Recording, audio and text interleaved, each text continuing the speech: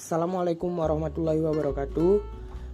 Saya Iksan Wadiansah. Di sini saya akan menjelaskan sanksi pidana dan tindakan. Pertama-tama kita akan menjelaskan pengertian pidana. Nah, sebelumnya tinjauan umum tentang pidana dan tindakan ini, saya akan menjelaskan pengertian pidana atau straf. Nah, yang pertama menurut Sudarto, pidana diartikan sebagai nestapa yang dikenakan oleh negara kepada seseorang yang melakukan pelanggaran terhadap ketentuan peraturan perundang-undangan secara sengaja agar dirasakan sebagai nestapa. Nah, itu menurut Sudarto. Yang kedua adalah menurut W.A. Bonger. Pidana adalah pengenaan suatu penderitaan karena seseorang telah melakukan perbuatan yang merugikan masyarakat. Nah, setelah menjelaskan pengertian pidana, saya akan melanjutkan ke materi selanjutnya, yaitu adalah unsur-unsur pidana.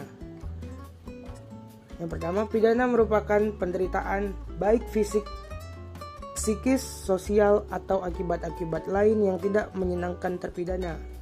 Pidana dijatuhkan secara sengaja oleh negara melalui putusan pengadilan kepada orang-orang yang melakukan tindak pidana berdasarkan peraturan perundang-undangan yang sudah ada terlebih dahulu.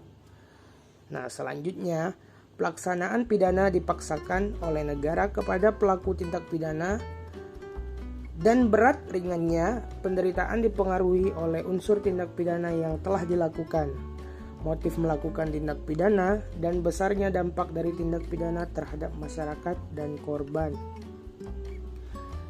Yang kedua, pengertian tindakan atau matrigel. Yang pertama itu dijelaskan oleh Sudarto. Munculnya aliran modern dalam hukum pidana melahirkan satu jenis sanksi pidana baru dalam ilmu hukum pidana dengan sebutan tindakan. Pompe juga berpendapat, jika ditinjau dari sudut-sudut teori pemidanaan, bahwa tindak pidana merupakan sanksi hukum yang semata-mata ditujuk pada prevensi khusus atau tujuan khusus dan bersifat membalas. Prevensi khusus merupakan penggunaan sanksi untuk tujuan tertentu, yaitu agar pelaku tindak pidana tidak melakukan lagi perbuatannya atau residif.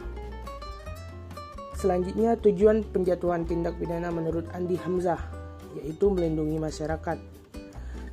Lamintang juga mengungkapkan bahwa tindakan ialah lembaga hukum yang disebutkan dalam hukum positif yang secara langsung ada hubungannya dengan putusan, yaitu putusan hakim dalam mengadili perkara pidana, tetapi bukan merupakan suatu pemidanaan dan bukan pula suatu kebijaksanaan. Selanjutnya, unsur-unsur tindak pidana. Tindakan berupa pemberian perlakuan khusus oleh negara berupa perlindungan dan pendidikan. Tindakan lain terhadap pelaku tindak pidana untuk menolong agar masa depannya lebih baik dan sejahtera.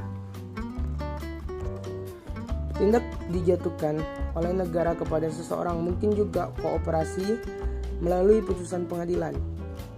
Pada hakikatnya, dalam tindakan yang dijatuhi kepada seseorang tidak terkandung unsur kesengajaan untuk memberikan penderitaan.